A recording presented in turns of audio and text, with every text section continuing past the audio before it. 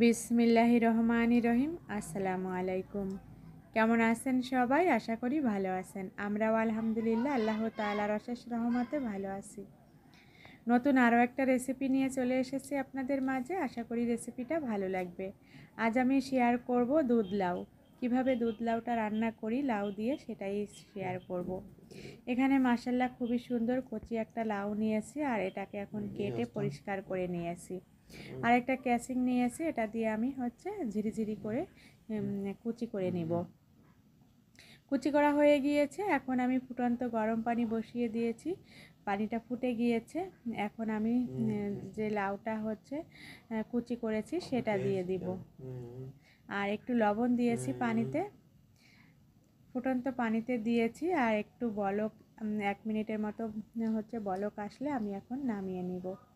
নামিয়ে নিয়েছি, নামিয়ে পানিটা ঝরিয়ে নিয়েছি, আর একটু চেপে পানিটা বের করে দিচ্ছি।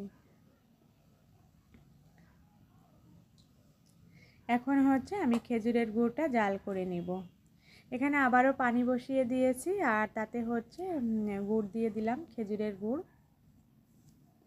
গুড়টা এখন আমি জাল করে ঘন করে নিব।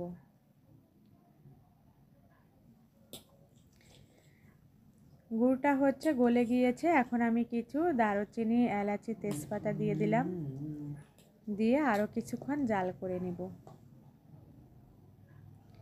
আর এখন আমি দুধটাও জাল করে ঘন করে নিব।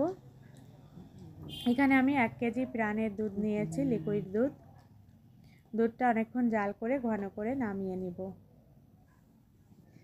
দুধটাকে নামিয়ে নিয়েছি, আর আমি যে গুড় জাল করে রেখে দিয়েছিলাম, এখন আমি তার ভিতরে ভাপ দিয়া লাউটা দিয়ে দিলাম।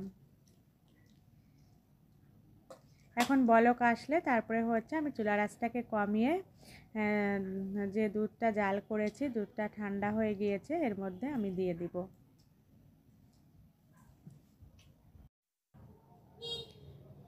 এখন বলক এসে গিয়েছে, এ পর্যায়ে আমি দুধগুলা দিয়ে দিচ্ছি। মাশাআল্লাহ, দুধটা দেওয়ার পরে খুবই সুন্দর একটা কালার এসেছে। এখন একটা বলক আসার পরে আমি নামিয়ে নিব, তা না হলে কিন্তু দুধটা ফেটে যাবে। এজন্যই আমি আলাদা আলাদা করে জাল করে এখন মিক্স করে নিলাম।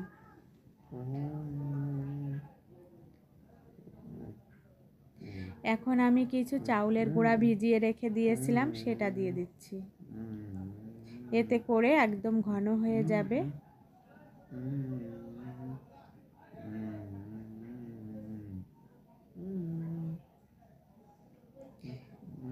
অনেকক্ষণ ভিজিয়ে রেখে দিয়েছিলাম, একটু চামচ দিয়ে নেড়ে এখন আমি দিয়ে দিব।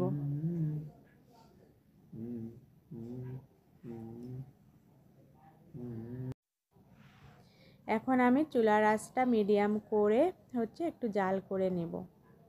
আর যখনই ঘন হয়ে যাবে, বলক এসে যাবে, তখনই আমি নামিয়ে নিব।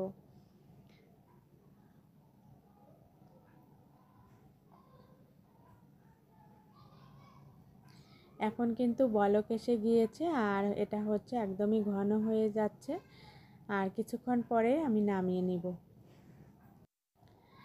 এখন খুব সুন্দরভাবে ফুটে গিয়েছে, আর এখন আমি চুলাটাকে অফ করে নামিয়ে নিব।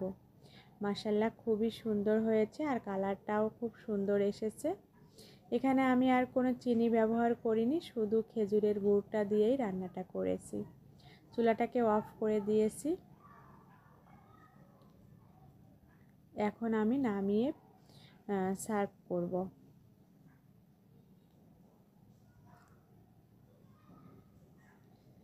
নামিয়ে নিয়েছি। মাশাআল্লাহ, দেখতে যেমন সুন্দর হয়েছে, খেতেও আলহামদুলিল্লাহ অনেক টেস্টি হয়েছিল দুধ লাউটা।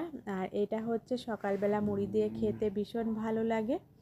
আমার এই রেসিপিটা যদি কারো ভালো লেগে থাকে তাহলে বাসায় ট্রাই করতে পারেন এই শীতে। আজ এ পর্যন্তই। আল্লাহ হাফেজ। আসসালামু আলাইকুম।